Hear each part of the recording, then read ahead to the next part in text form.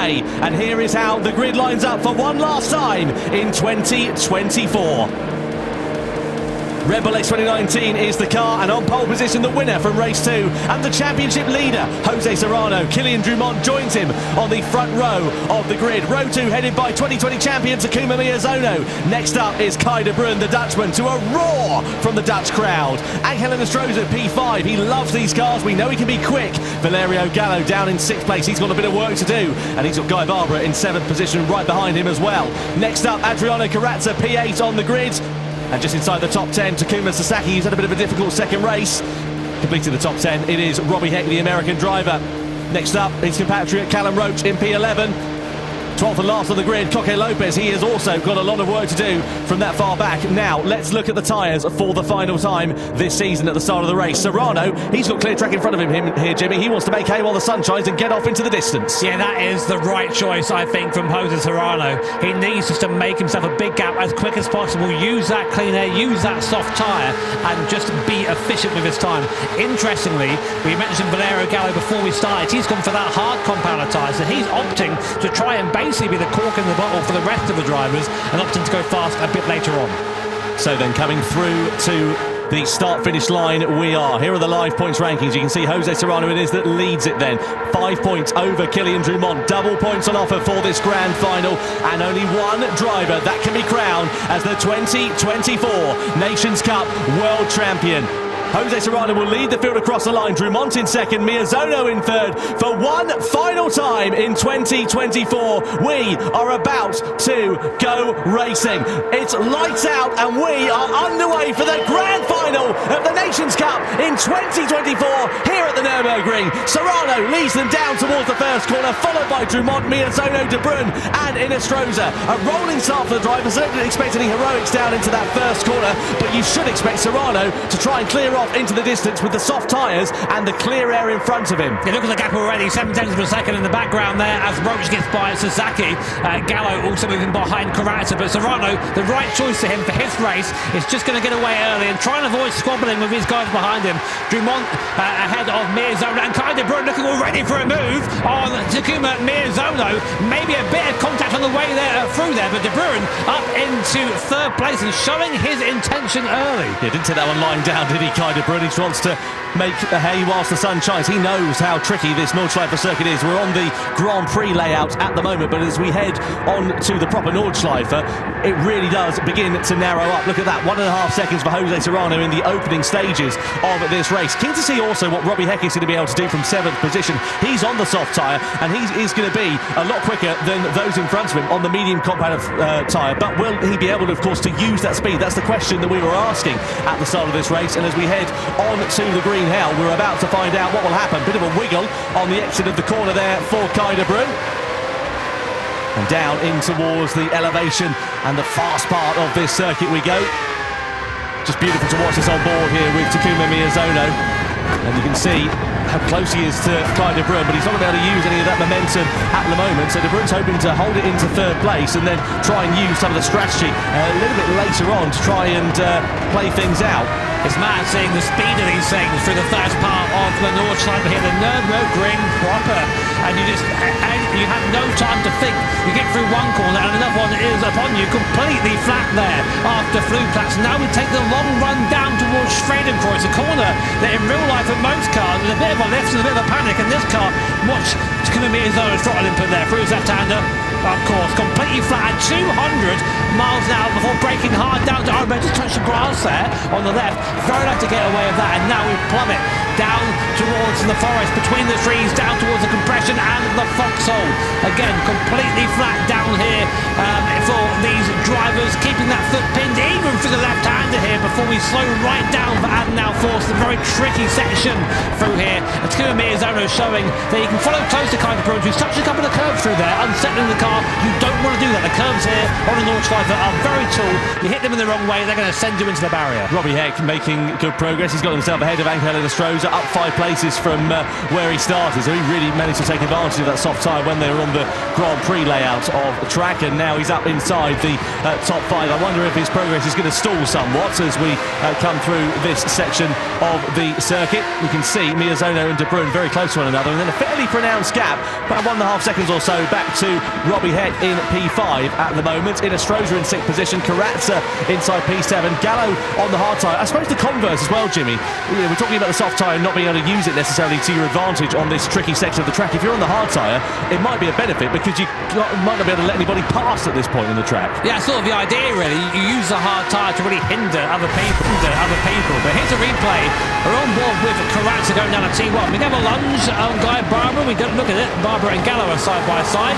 Oh, just gets a little bit sideways there. There's contact there. Barber hits the wall and hits Gallo, and Karatza just about manages to get by all of them up into, I think it's going to be a net 6th place once he gets by Valerio. There it is. So a nice start from Karatza there, if not a little bit hectic. Yeah, it was all hectic in front of him really, wasn't it, with Barbara and Gallo coming together in that second corner, and that sort of started off that chain of events. Either way, it's worked out quite nicely for the Brazilian, as Kai De Bruyne has still got Takuma Miyazono all over his rear wing at the moment. Drumont's doing enough, 3.6 seconds though behind Jose Serrano, but the race will come to him a little bit later on, so there's no point worrying about the gap in front. All he can do at this point is control what is in his hands, just worry about his own race and get on with the job. In towards the carousel, probably the most famous section on this Nordschleife circuit.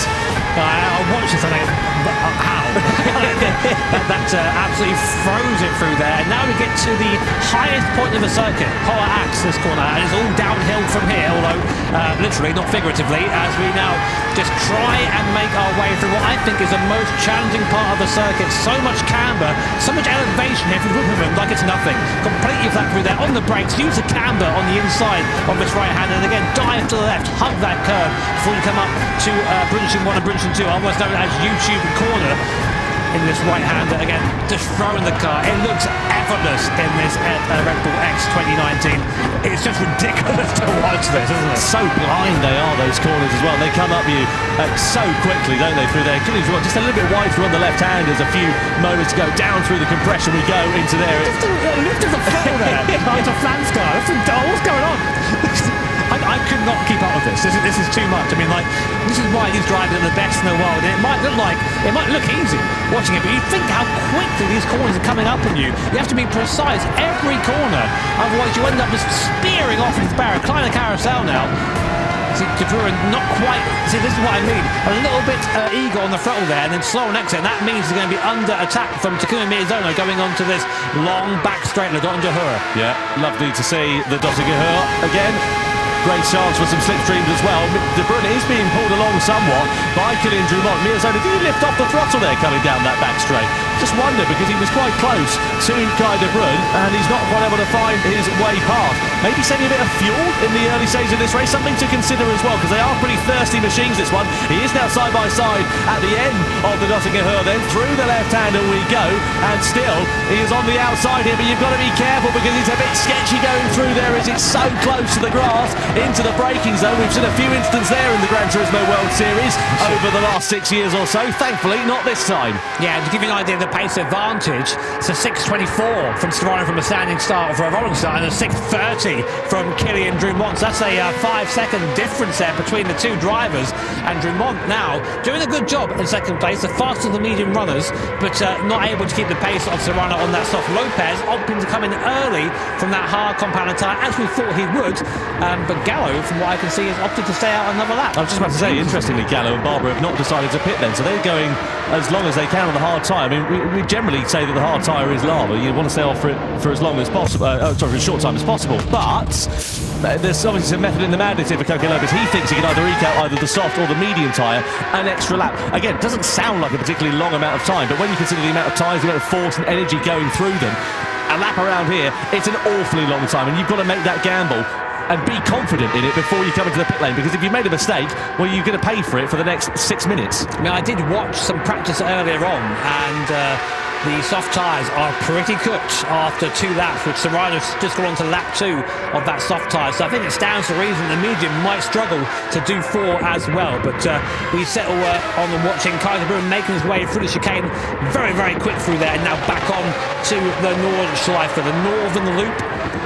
Really awesome to see these cars make their way around this legendary circuit. I mean, we'd race it every time we come here if it was up to me, of course, but that's why it's not up to me. Look at the fuel, though, there for Serrano versus Dumont, etc. You know, he's done about 6 or 7 litres more fuel, Jose Serrano. Doesn't sound like a particularly great deal, but that's, you know, another couple of seconds in the pit lane that he's going to spend putting fuel into his car relative to those around him if he's not able to save it. The crucial thing is, of course, that Serrano doesn't have the advantage of the slipstream. He's punching the hole in the air. Those behind the likes of Dumont, they, of course, can afford to save a little bit of fuel. We saw that with Miyazono on the first part of the Dotting Hill, just lifting off of the throttle, coasting, as it were, and just trying to save those crucial sort of millilitres, litres, as it were, to try and give him an advantage when it comes down to the pit stops. Yeah, I mean, there is going to have to be fuel that goes in the car.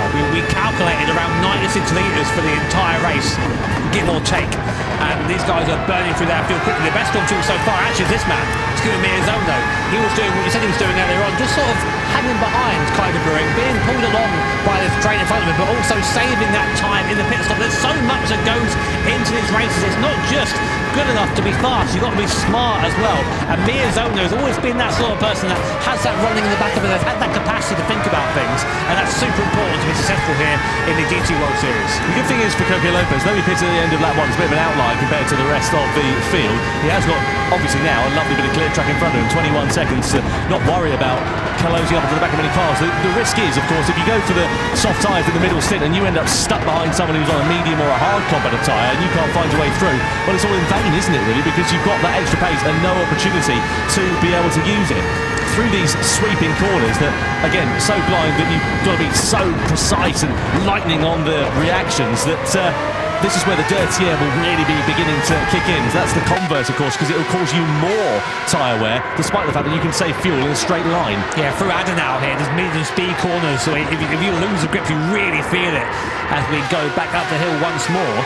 Interestingly, we'll keep one eye on Coque Lopez, because he's gone a completely different direction from everyone else. He's pitted super early, got that hard tyre off, and now he's on a soft tyre with no one in front of him, so he can just push into that gap as hard as possible. This is what Lopez tends to do. He never ever seems to be in a good position going into final races, but always finds a way to make the strategy work. If we go back on board with Kyder Brewing, there is the trophy. These guys are all fighting for the Nations Cup trophy. Which man will have his hands in that when the race checkered flag falls on lap 7 in a few moments' time? Kyder Brewing still there, still on board, getting a thumbnail from Kylian Dumont. Fuel-wise, Kyder Brewing and Miyazono have used about 3 litres less fuel than Dumont in front. So staying where they are now actually might be, I mean, that's worth a second. It's 3 litres per second. That's it, yeah. So they're just playing the smart game at the moment, biding their time. It's a marathon, not a sprint. You've got to be careful. You've got to use your head in these races. Unlike what we saw in the first one, where you can sort of afford to lunge your way through on the inside or send it around the outside and, you know, throw caution to the wind, so to speak. You can't do that here in these longer form races. You've really got to be sensible, figure out your strategy and find something that works for you. And also, crucially, not make too many mistakes, because a second here, a second there, half a second even, can be absolutely critical. Really interesting to see what the lap time is going to be for these guys on that medium tyre. 6:24 for this is ridiculous for them to fall down. To give you some context, of course, I'm lucky enough to race the equivalent of a Group 4 car in real life, and our best lap time was like an 8:38. That's 2 minutes, 2 big minutes faster. That's just ridiculous around here. I'll give it about time, Jimmy. It's probably, you know, a matter of time before you end up in some kind of fast prototype, isn't it? Oh, not here, please. I don't want to. Shut your eyes, turn the wheel, and hope for the best, wouldn't you? I don't want to do it. Through the long right-hander we go, then the fast left-hander as they make their way through, and Kyder Brewing, as we say, just biding his time, keeping it patient. Rota's got a penalty as well down there in 8th position. Didn't quite see exactly what that was all about. He's made up 3 places though from where he started, but he's got Sasaki not too far adrift down there in 9th position. Gallo also, as we know, on the hard tyre as it stands for now. We should see a flurry of activity in the pit lane at the end of lap 2. For my money, you're going to see at least the hard shot runners coming in. I reckon we're probably going to see the soft shot runners of Serrano and Heck probably pitting, because I don't think they'll have much life left in them. Interestingly, the gap to the front hasn't extended in the same way. So I think we're seeing that second lap on that soft tyre is nowhere near as strong as the first. I mean, to be expected. Serrano's tyres now are starting, you can see that the rear tyres are starting to get to the point where they're really, really struggling. That'd be bad traction, bad braking, the bad tyre wear affects everything about a car. As we come down again, watching Kyder Brewing again. Miyazono, I've got the impression, just lifting that throttle, just letting himself coast up to the back of the cars in front, giving himself the maximum possible pit advantage. Now, will these guys come into the pit in this lap? Let's see, Kai de Bruin, Drummond, they all stay out on that medium compound tyre, but our leader, Jose Serrano, is into the pit lane, as is Robbie Heck behind on the soft tyres. So medium strip runners again, trying to go as long as possible, trying to do, what, 4 laps on those medium tyres, quite possibly. We're on lap 3 now, so Serrano comes into the box. He, of course, has used more fuel because he's been punching the air in front of him, and that is the difficult thing about leading the race in circumstances such as this. Though, of course, you can get clear air and run your own time, you are going to be expending a bit more fuel, and it's a lot easier to gain time on track than it is to lose time in the pit lane. You know, a second here, a second there doesn't sound like a lot, but in the pit lane, it takes you ages to get that back on track, doesn't it? Yeah, it really does. I mean, like, as you say, a second in the pit lane is much easier to lose than a second on circuit, or to gain even. So, there's Serrano, so he's back now in P10. Lopez, interestingly, ahead of him now on that soft compounder tyre, so it goes to show that Lopez's first stint was actually pretty good. Yeah, really good from Coque Lopez, former Nations Cup champion, of course, won it back in 2022, part of the winning lineup as well as Team Spain when it was a team competition in 23. I'm trying to understand, Lopez must have been a blinder to do that, surely. Well, am I being silly here, Tom? No, he's waited quite nicely here so far. You know, he's still 17 seconds off the back relative because, of course, he's got Robbie Heck behind. He's closed up the gap quite nicely, about 5 seconds or so, compared to where he was when he came out in that pit stop. So it's working out quite nicely for Coque Lopez, but, again, those around him have still got to make their pit stop. You know, there's, what, another 10 seconds roughly there and thereabouts in Astroza, Sasaki to make up the road. So we'll see how it works out. And of course the converse for Lopez, though he's got that nice bit of clear air, he doesn't have the slipstream. He can't save fuel like those others who are in close competition around him. So that could come to hinder him when he gets to the pit time again. Yes, definitely. And from there, right now, the men in the best possible position for that are De Bruin and Miazona. Now, Kylian Dumont is now leading this race. From the front back, the Frenchman always been very, very fast in these competitions, and we know he has the ability to win here in the Gran Turismo World Series. Fastest lap, though, so far belongs to Takuma Miazona, the man in 3rd place, a 6:25.7, only marginally faster than the cars around him, but enough to have the fastest lap for now. But I guarantee you, as the race goes on, that is going to fall dramatically. Yeah, no doubt about that. Kai de Bruin just keeping watching brief on proceedings. There is Kylian Dumont. In terms of the fuel, he's exuded another 4 litres compared to the Dutchman at the moment. So just see how tight those margins are there as well as they make their way through these corners. It almost looks like they're flirting with the grass, the curb, every single opportunity going through those fast corners. What's the magic of the Nordschleife is it isn't as a traditional racetrack. It's a relic from a time that's gone, but still somehow used and raced on today. Well, look how close these barriers are. You make a mistake, you're on the grass. When you're in the grass, no grip, you're in that barrier almost straight away. And it really is a track that demands your attention. It demands skill and precision. And then on top of that, we launch these guys into the fastest cars in the game. We go, yeah, off you go. Enjoy that, have fun. I say that outside of the Tomahawk. I would love to see a race in those. That would be class.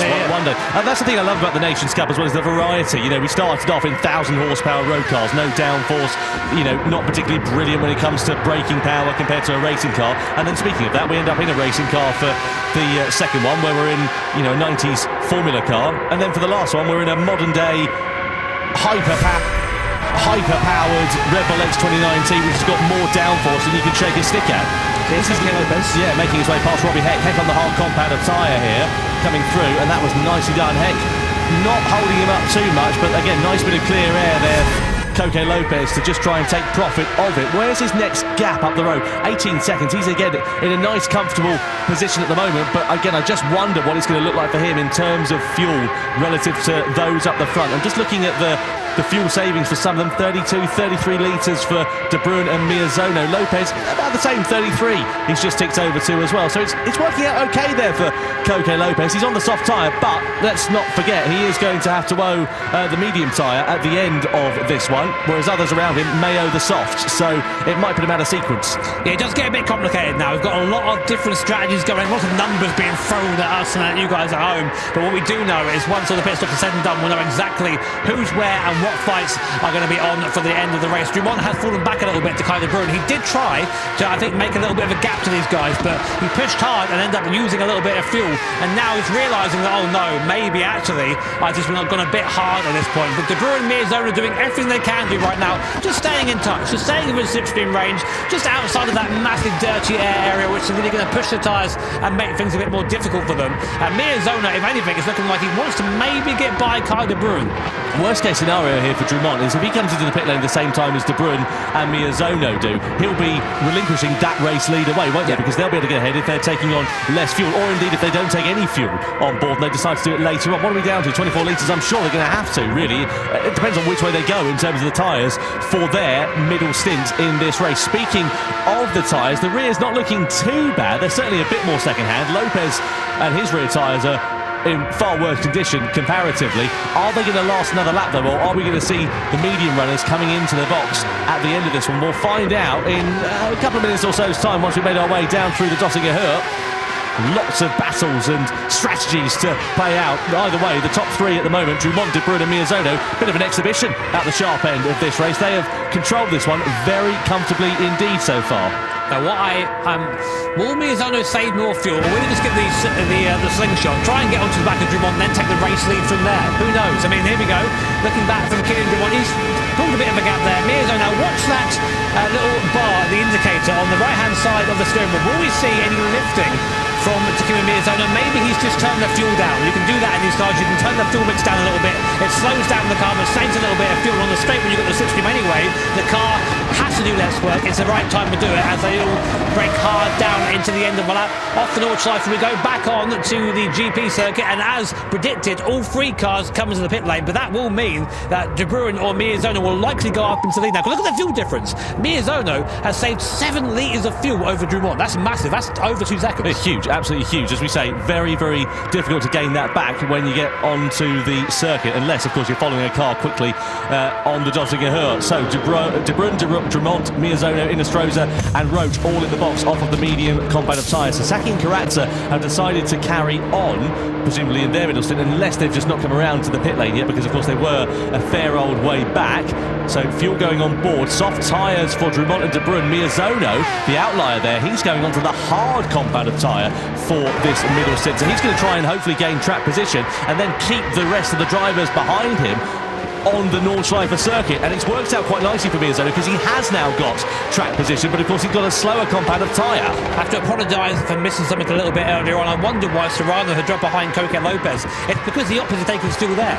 He's done his dual stop, Serrano, now. He's put in all the fuel he needs to get to the end of the race, and now has track position over Miyazona, Drummond and De Bruyne, but he does have to go onto that hard tyre at the end of the race. Miyazona opting to do that now, so really there's a bit of a gap again for Serrano to drive into, so that might have been an amazing strategic call from Jose Serrano. Well, it could be. We'll wait and see what happens though with Miyazona, because he's got a fast charging De Bruyne and Drummond behind. They're both on the soft compound of tyres. So what Miyazona's got to really hope for here is that he can keep those two behind on this GP circuit. Then when we get back onto the Nordschleife of the Green Hell, then he can hopefully keep them at bay for at least the rest of this lap, because presumably if he's on the hard tyre now, he's going to try and run it for one lap, then go on to the soft tyre for the very end of this race. But 3 laps on the softs, that's a tall order though, isn't it, for Takuma Miyazona. He's run the mediums, he's now on the hards.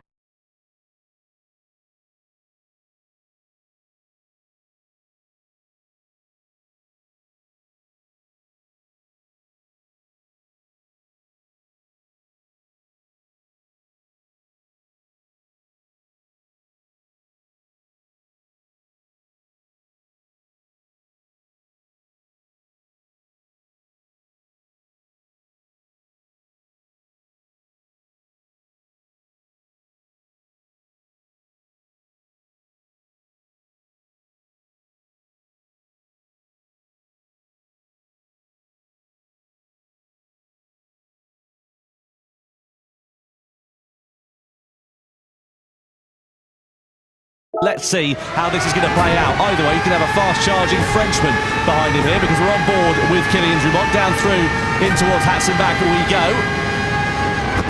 And again, you can just see how narrow and tight it is. You've got to thread the eye of a needle through these corners. But look how early Drummond can get on the power and how late he can get on the brakes. The Achilles heel for Miyazono here is going to when we come up towards the flag puts, because look at that, around the outside to Kylian Drummond, and I don't think Miyazono's going to have anything left in his locker. Indeed, he doesn't, and Drummond accelerates his way through, effectively into a net race lead. Kind of Gran follows him through as well, follows Drummond through. They do not want to lose time behind Miyazono, so now Drummond and De Bruyn need to really push and get away from Miyazono, because he is on that hard compounded tyre, but while using the draft, he can sort of stay with them, but that will of course fall away as they go through the corners. Through straight and it's now breaking hard down to Arenberg, get the car into the camber on the inside, hook it in and then back full gas as we go down the hill back towards the compression of the Foxhole. You can see the difference just there already, one corner and the gap's up to 0.5 of a second. Look at Serrano though, he's only what, 5 seconds up the road compared to Drummond, and Drummond on a quicker compound of tyre, taking fuel on board as well. So Serrano here on this middle stint, he's going to be struggling. There's going to be a bit of damage limitation, and of course he owes that hard tyre at the end of this race. So again, it could be a smart strategy, but it might not work out for the Spaniard. Let's have a look and see what happened then here. So Miyazono just ran it a bit deep, couldn't get the car rotated. Drummond said thanks very much, went straight through, and then De Bruyn said thanks very much as the slipstream came into effect with Kylian Drummond and managed to sweep on. I've never seen a move like that before at that corner, but I've also never seen... Serrano, penalty. Oh, that's huge. Colliding with another car. When was that? Was that Carrazza? We'll have to wait and see. I did wonder if the gap had shrunk down. It looks like it, well, it clearly has, hasn't it? So Serrano now with Drummond. Let's have a look at what happened then here. So Serrano, it's with Robbie Heck, isn't it? It's further back and up the inside, and it was the merest of touches going through there, wasn't it? It was very tight. I mean, our stewards do have access to different angles than we do, and they will have looked at that a few times before handing out that penalty, but that's going to be huge for Niceto there. He's really going to have to push to make that time back. The second might not seem like much on a circuit this big, but these guys, that's how tight the competition is. 1 second can make all the difference. Now, interestingly, do you know who the fastest man on track right now is? Well, not this guy. Yeah, but it's Valerio Gallo on that medium compounded tyre, currently in P7, and he is someone who still has the soft tyre yet to run, and he is gaining on Miyazono in front. Well, you've got Italy's fastest man out on track, and you've got Spain's maddest man, I'm sure, in third place following that penalty as well. So a difficult middle stint then here for Jose Serrano. As I say, it was just the lightest of grazes. Meanwhile, Adriano Carrazza up into second. He's all over the back of Takuma Sasaki. Is he going to be able to find his way through on the Japanese driver as we come through this series of corners? Well, if you give Carrazza an inch, he'll take a mile, and I wonder whether he's going to think about it before too long. He's not close enough to mount a challenge at the moment. Both of these drivers on the medium compound of tyre, both will be hitting at the end of this lap because they're going to be critical on fuel. 8 litres left for Sasaki, 8 litres left for Adriano Carrazza, and they'll be coming out of this one on to their next compound of tyre, because they've done a first stint rather on the medium compound of tyre, so presumably they're going to go to the hard tyre for 1 lap only and then try and run the softs to the end of the race. So what they've tried to do is get the overcut effectively on them. But what's the gap now down to? 15.8 seconds to Jose Serrano. It's a bit of a bold strategy, that one, isn't it? Yeah, sorry, I was just chuckling to myself watching the gyro cam from it. It looks so fast through there, man. I mean, I've done a few silly laps around in Nürburgring in silly cars, and I just think to myself that, like, I cannot do that. Oh, Sasaki there running it very wide on the exit of onto the straight, onto the dot under her there, and now Carrazza will have that draft down the straight. Usually it's easy to pass it, but these guys are both on very little fuel indeed, so they're going to have to take fuel here.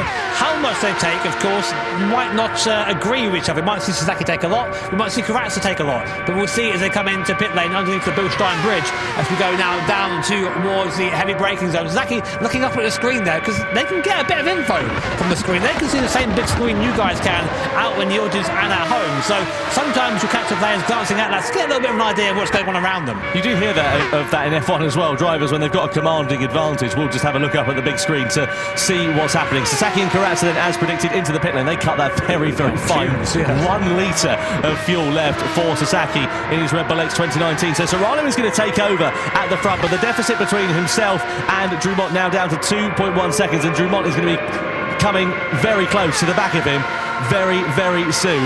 and we'll see how long it takes the Frenchman to mount a challenge for the race lead. So start of lap 5 we are on, 3 to go here in the grand final in the Nations Cup. Serrano on the slower compound of medium tyre, but also crucially owes even the slower compound of tyre to that the hards at the end of this race. New fastest lap of the race set by Valerio Gallo, a 6:23.4. The Italian on a charge right now on that medium compound of tyre. He's just found, I think, a good rhythm around here, and importantly, actually starting to put up to the back of Takuma Miyazono. So if the tyre graphic is be believed, Gallo might be able to catch Miyazono by the end of this lap. And the best news for Gallo is that he owes the soft tyre at the end of this race, so he'll be quicker than those around him as well, because every other driver in front of him will not be on the soft tyre at the end of this race. We'll have Serrano on the hard tyre, Drumont will be on the hard tyre as well as De Bruyne. Miyazono will be on the soft tyre as well, so what he needs to do really is try and get onto the back of Miyazono and get past him while he's on a quicker compound. Another penalty for Serrano. That's got to be track limits. We've just gone through one of the fastest chicanes on the circuit.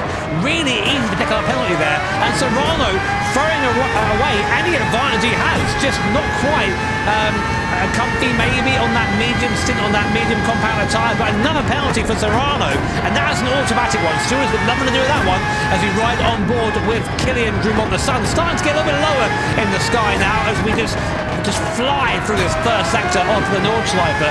And that'll be a real encouragement to Drumont, because he can now see the car he is chasing. It won't be long before he's got a draft, and he'll be right on the back of our current leader, Jose. 1 second penalty too. And here are our live point standings, but that will change very soon. Yeah, certainly will. So Serrano could be costing himself a chance at being crowned the 2024 Nations Cup champion here, because as you can see, very fine margins, double points on offer for this grand final as well. So if Drumont is able to leapfrog the Spaniard, it will be Drumont who is crowned as the champion, but De Bruyne, Miyazono, all relatively close behind as well. Let's have a look at what happened here to Serrano then. So as Jimmy said, coming in towards the chicane, he just clambered the curb a bit too much going into the part of it, and he knew straight away, didn't he? Bit his lip there, shook his head, and that was it, unfortunately. Big shame there for Jose Serrano, and you can see now the Jaws music is being cued in the record player, because Drumont and De Bruyne are very close behind indeed. Now, interestingly, Kai De Bruyne has done an amazing job saving fuel, whereas Kylian Drumont has 19 litres left in the tank. Kai De Bruyne has 26. That is nearly 3 seconds in the stop, and that's going to be huge for the Dutch driver when we come round to our last round of pit stops. But we've still got to get there first. This circuit bites, especially when you don't expect it. 1 lapse of concentration and you find yourself in the barrier. So if you're killing Drumont here, do you try and find your way through on Serrano as soon as possible, or do you just play the long game, wait for him to serve that penalty? You've got to send it. You've got to get through as quick as possible here. He's going to be slower through that last sector. I'd say this is a good chance. Up the hill towards the carousel here. We go through Bergwerk, and then we have a nice long section. Drumont should gain a little bit into Bergwerk through the right hand there. He does, and now it's full front up the hill. Use the draft of the car in front. Maybe not quite close enough though, but he needs to get by. He can't afford to wait, because there are cars who maybe aren't directly behind him right now, but are also threats when it comes to the last round of pit stops. The other thing to consider here is that Drumont and De Bruyne are on that soft tyre. We saw there was a big drop-off in performance on that second lap, and they are now on lap 2, so there is a possibility that the tyres could be coming a little bit more towards the end of their life compared to the medium tyres, relative to Jose Serrano in front, of course. Yeah, definitely. And I just heard Drumont there turn the fuel down as he couldn't get any closer to Serrano. Now right on the back of the Spanish driver as we go into the carousel for the 5th time. He launched the car to the bottom here and just ride it through. Incredibly bumpy through here. Very easy to just spin a tyre if you get on the throttle too early on the exit. And now we go back up again to the highest point of the circuit. But actually Serrano, impressive enough through there, still keeping that gap in 7/10. Certainly is. Threading the eye of a needle through there. That's beautiful from Kylian Drumont. Fantastic piece of driving from the Frenchman, and likewise Serrano and De Bruyne. I have to say, De Bruyne doing such a good job to keep within the wheel tracks consistently. Half a second he sits now behind Drumont, and he's been there for a fair amount of time. And De Bruyne actually the fastest man over the entire race in the first and second sectors over the course of this one. Up and towards YouTube corner we go. Serrano there, he's going to be a bit of a sitting duck as we head in towards the Dottinger Her, the top three. Well, you could throw a blanket over them, couldn't you, at this point? But look at that, 8 litres more fuel for Kai de Bruyne. That is going to pay dividends when we come through into the pit lane. Serrano surely is going to be into the box at the end of this one. He's got no choice, he's got no fuel left in that X2019. Dumont and De Bruyne as well, they've got to come in, because I would have thought that those soft tyres are not going to be able to go 3 laps for a 1-lap dash on the hard tyre at the end of this one. And let me tell you, that penalty zone is going to come up soon for Jose Serrano, and it hurts. It's on the main straight, this one here, so that'll cost him a ton of time. You can see as we go now up through the last real corner before we get onto the back straight.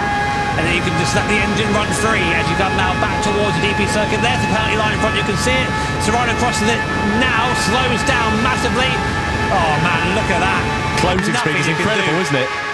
But Serrano, luckily, will have the draft. He should pick the car back up again nicely. He has fallen back a little bit, but that's not going to hurt him as much as we originally thought. But the problem is he's lost track position. They're all going to have to take a bit of fuel on board for this final stop. And again, the big outlier here is going to be Kai de Bruyne. He's got 12 litres left. Dumont in front has got 4 litres. Serrano just 2 litres. So again, very, very fine margins. Here are the live point standings. Now Dumont has got the head of Serrano. He now would be crowned as the Nations Cup champion, but there's still 2 laps left and remaining. 1 litre of fuel left for Serrano.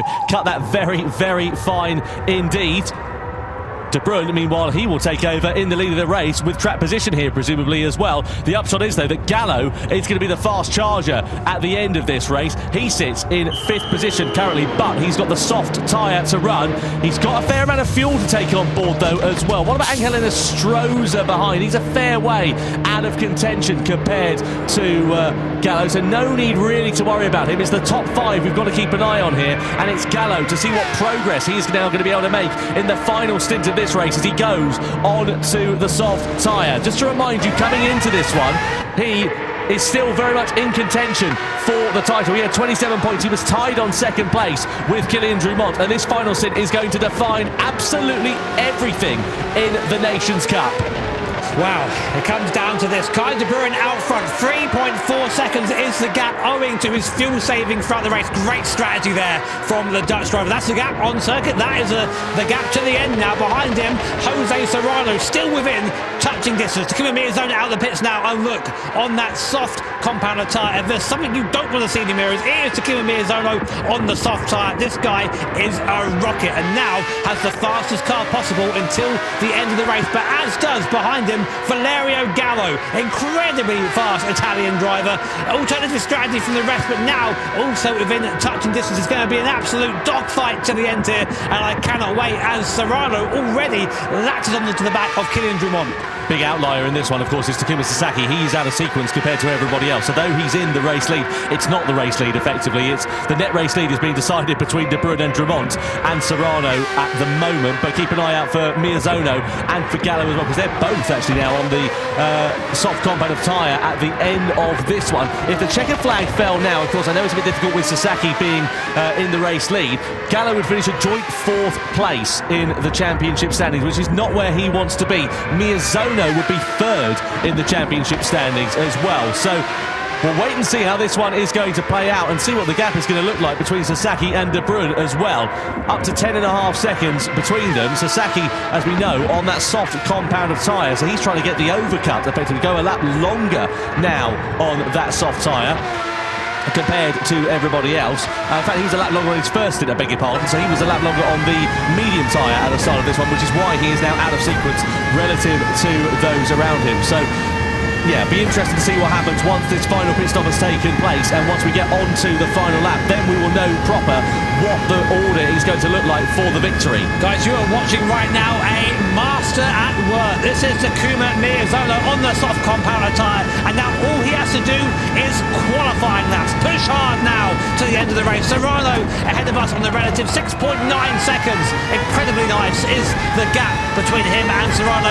If anyone can close that down, it is this man, flying down now towards the compression in every corner, every braking zone. He's going to be taking time out of the Spanish driver owing to that soft tyre. But as you said, Tom, the tyre does fall away on the second lap. So do you push hard now? Do you use it up to that lap time, or do you try and maybe conserve a little bit and have a quicker average over the 2 laps? That's up for Miyazono to work out. out. Everything that you seem to throw at Kimi Miyazono, he adapts, doesn't he? He's like a chameleon. It just seems to change his colours depending on the circumstances that are thrown at him. And I saw him earlier in the licence test qualifying session that we had, and they were driving old Ferraris and then changing over to a Subaru with studded tyres on in the snow, and he was just able to throw the car into the corners and extract the maximum performance, and that is exactly what he's doing here in this final stint of the race. The gap coming down 2.3 seconds. He's faster in this sector alone. Look at this precision through here. It is insane. As you say, Tom, 2.5 seconds gained on this lap. The gap now down to 4.9 seconds as we go through Adenau, just siphoning our way through here. The amount of skill and precision it takes to drive these cars around the circuit at this speed is almost beyond comprehension, but that's why these guys are the best drivers in the world at Gran. We're through Bergwerk now, heavily on that throttle, and now a chance to breathe. I think I just caught a glimpse of Serrano in front there, and it's a completely different ball game when you see that car you're chasing. You just, something changes in your brain. You turn into the hunter, and you just find that extra bit of speed, and Miyazono is very close to seeing the Spaniard in front now. So the carrot being dangled then for Takuma Miyazono. Let's not forget he won the Nations Cup Championship back in 2020 when he went on to do the Triple Crown. He won the Toyota GT Cup that year and also was part of Subaru's Manufacturer Cup winning lineup as well. So Miyazono there looks really damn fast, right? You know who was faster behind him? Valerio Gallo. Yeah. He's gained now to 1.7 seconds. That gap was 2.5 seconds at the start of the lap. The Italian driver putting in an even better performance right now than Takuma Miyazono. This is going to be a grandstand finish at this race with only a lap and a half to go. Who's it going to be? These guys do have the tyre advantage, but they've got to get past Kai de Bruin, Kylian Drummond and Jose Serrano if they want a chance at taking this Nations Cup final championship. So 1.5 laps then to go here at the Nordschleife. Through into the right-hander here for Valerio Gallo. I suppose the difficult thing for him is he's going to come into dirty air before too long as well. That's the problem when you're following cars through these fast sweeping corners. 1.7 seconds between Miyazono and Gallo it stands at the moment, but once he of course gets closer to the Japanese driver, it will start to hinder him a little bit more. I think so. Fuel-wise, they're all good to the end, so it's a straight push now. There is Serrano. This will help Serrano. Having a look. There's Miyazono. He's right there. Look how close they are now. Miyazono can smell blood in the water. He can see Serrano from the sparks being kicked up from the Red Bull X 2019 in front, and he might even get into the point where he'll get a toe down the back straight. Watch him for his right hand to completely flat the commitment. Unreal here from Miyazono. Darting the car to the right to get a better entry, almost onto the gravel there. Now for the Toyota carousel, back up the hill, using that toe. 1.2 seconds now is the gap. He'll have a toe going onto the straight. This is huge right now, with just over 1 lap to go. Miyazono and Gallo on a charge. So current point standings, Jose Serrano would be crowned as the champion by finishing in 4th place, but of course Sasaki will be coming into the pits in a few moments time from the race lead. He'll be changing over onto the hard compound of tyre at the end of this one, and that will mean it will be a final lap showdown in the fight for victory here in the Nations Cup. Sasaki in the box then as he comes in. Where will he emerge? Actually after the pit stops as well. That's going to be an important point. I don't know. No, I don't know, but I wonder if he's going to be a bit of an upset for some of the drivers quite possibly here as well. I feel like he'll be behind Gallo. I feel that's where he's going to come out, Yeah. but we'll see. I mean, Sasaki has had a good in-lap on that soft tyre, but as we go, so Kai de Bruin then inherits the lead from Kylian Drummond, Jose Serrano 3rd, Miyazono 4th, and Gallo up into 5th. It's now a straight fight between these 5 drivers for the win here in the grand final. If the race finishes now, Serrano would win, but I have a feeling he's going to be passed very soon by this man. Takuma Miyazono extremely close to the back, and he has the tyre advantage on the soft compound of tyre. Serrano has driven well, but that hard compound, look at the difference here. He's just a sitting duck at this point. Yeah, Miyazono's had a particularly good run in this weekend so far, and he's now all over the back of Jose Serrano. He's lunging his way to the inside of the Spaniard, down into the hairpin, and Miyazono goes up and through into 3rd place. He made that look so easy, and that then elevates him up into 3rd now in the championship standings. Next target, Kylian Drummond, and he's only 0.6 of a second away. Yeah, I mean, this is it now. If you're in that driver's seat, you're just feeling egged on. You think, right, I've got one, let's get another one. And then the thing is, 3.5 seconds in front of this is Kai de Bruin. So will Takuma Miyazono have the pace to catch the Dutch driver? He's there because of his great fuel saving. Will Miyazono go for a move here into the chicane? He's looking at it. Oh, he does! In the chicane, does on the inside, slows them all up though, and Miyazono through, and now it's 4.5 seconds, and there's Gallo. Gallo there in the background too. Now he's got to get by as soon as possible. He cannot waste time with Serrano or Dumont if he wants to challenge this win. But look already, he's stuck there. That could be the deciding move from Takuma Miyazono. Yeah. Difficult times then for Valerio Gallo. You can see there if there's a tie at the point, it'll be the driver with the higher result in this grand final race who will be crowned as the champion. Now Miyazono is up and into second. That's enough currently for him to be crowned as the world champion. But he'll be tied on points with Jose Serrano, so of course he needs to finish ahead of the Spaniard. Serrano currently in 4th place, and now here's Gallo trying to make his attempt at a pass over through flag puts on Serrano, but nothing doing for him at the moment. He's so much faster than the Spaniard because the Spaniard's on the hard Covenant tyre, but he doesn't have the opportunity to use that extra pace that he's got underneath him. He's going to be forced to the outside line here. Gallo's going to be later on the brakes. Is he going to sweep his way through on the inside, then go to the outside line? Very close quarters here for Valerio Gallo around the outside, and Serrano's not giving this one up easy at all. Side by side they still continue to run, and eventually he has to set up a second best. It's going to be game over for Gallo at this rate. Serrano fighting for his life right now. It's so hard to keep a guy on the soft tyres behind you, but he's doing it well. And all this while, all what's going on, Miyazono is pulling away. Kai de Bruin is still 4 seconds to the good of Takuma Miyazono. If he can just keep his pace up, he might be able to beat the Japanese driver to the line. But Gallo right now, this is the downside on a different stride. He goes for the lunge, can't quite make a move. You can feel the impatience from the Italian driver, and I have the feeling this isn't going to end well. Contact there with Serrano as dusk begins to settle here at the Nürburgring. Lights on as we now fly through the forest, illuminated by the headlights of his Red Bull X2019s. Gallo running out of time to make a move. And this is the problem when you start lower back in the pack. It gives yourself so much more work to do. Gallo has really been compromised by his poor race 2, and now he is paying the price for it here in race 3. He picks up a warning for his troubles as well. One more of those, it'll be a penalty being issued by the stewards. And he's still stuck behind Jose Serrano. He can feel the hopes and dreams of a world title, a second Nations Cup championship slipping through his fingers at the moment. Meanwhile, Miyazono will be rubbing his fingers with glee in about half a lap's time if it finishes as it is. I don't know if he can get there. Kai de Bruin's pace in this hard tyre is exceptional. He is being caught by Takuma Miyazono, but not quick enough. Not quick enough, I think, to have to fend off. Here comes Gallo once more, looking for another place up towards the mud curve. He's side by side with Serrano. He can't make it happen. Serrano, a defensive masterclass from the Spanish driver. This guy knows exactly what he's doing. The sparks being kicked up in the dust by the Red Bull X2019. Now looking into the carousel, into the corner before the carousel. Still can't find a way by. It's a disaster for Valerio Gallo. Look at Gallo, he's all over him like a cheap suit here, trying to find his way through, going in towards the carousel, but there's just nothing he can do. You can't go 2x2 through that corner, not unless you fancy a taste of the barrier. And Dumont, meanwhile, a bit of a cork in the bottle here at the moment as well, just keeping his powder dry up the road in 3rd place. And this is so frustrating for Valerio Gallo. I'm sure it's going to be game over because we've got less than half a lap to go. And Miyazono, meanwhile, is closing up onto the back of De Bruyne. He's brought the gap now down to 2.4 seconds. I don't know if the victory in the race overall is going to be in question, but he will finish crucially ahead of Jose Serrano on the road, which will be enough, even though it's a tie, for him to be crowned as the Nations Cup World Champion of 2024.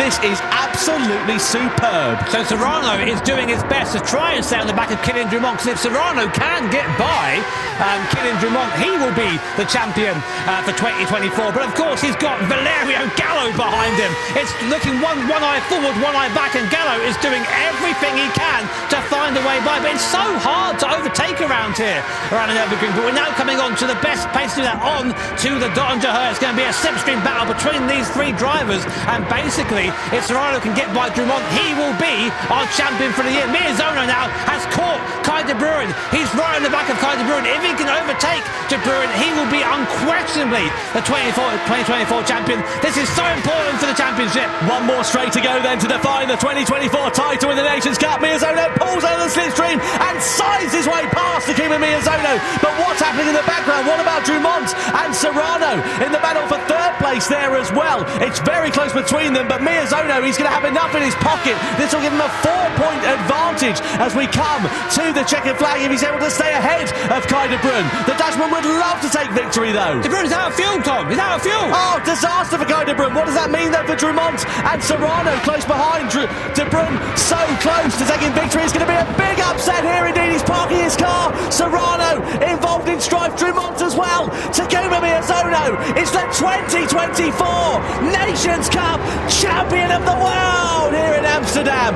Absolutely superb. Dumont in second. Serrano will come over the line in third. The problems there for De Bruyne cost Serrano really dear in those final couple of corners. It means that Dumont will take second in the standings and Serrano will finish down in third overall now as well. Oh my words. Oh my words. Takuma Miyazono, your champion, Nations Cup champion for 2024 with an amazing drive and all the drama at the end. Kai de Bruyne did a fantastic drive and all the drama at the end. Kai de Bruyne did a fantastic job putting himself in contention but just ran out of fuel. I saw it right at the end there, and in all that chaos at the end, we're going to have to wait for our results, I think, just to make sure we've got the points completely correct. But that was insane at the end there. Unbelievable Job from this man here, Takuma Miyazono. He got the strategy absolutely spot on. He performed when he needed to, and he knew he needed to make those overtakes on that final lap as quickly as possible to not get held behind.